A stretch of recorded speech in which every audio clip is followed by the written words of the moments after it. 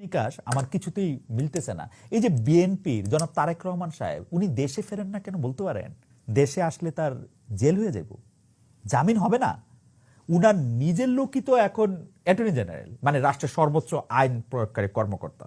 বিচার বিভাগেও তো শুনছি ঢেলে সাজানো হয়েছে, যাদেরকে বিচারক পদে নিয়োগ দেওয়া হয়েছে গুরুত্বপূর্ণ জায়গায় ট্রায়াল কোর্টে, তারা শুনছি এই পক্ষেরই লোক।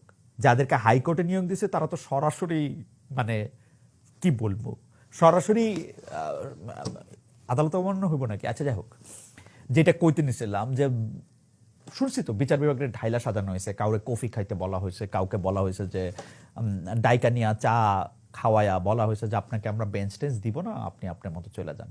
তারপরও জনাব তারেক রহমানের আস্থা আসতেছে না কেন?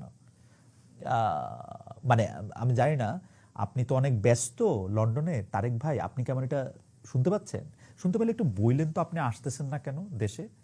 এটা আমার বিরাট কৌতূহল কিন্তু, এবং ইন্টারেস্টিং কৌতূহল। আরেকদিকে দেখেন, বিএনপির চেয়ারপারসন বেগম খালেদা জিয়া বিদেশে যাইতেছেন না কেন?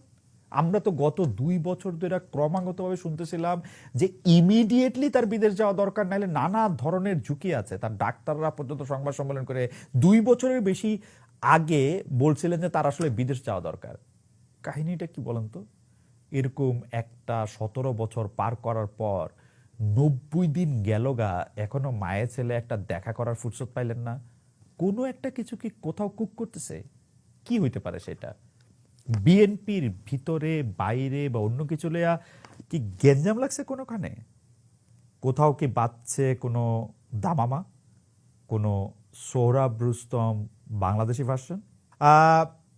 অনেক রকম প্রশ্ন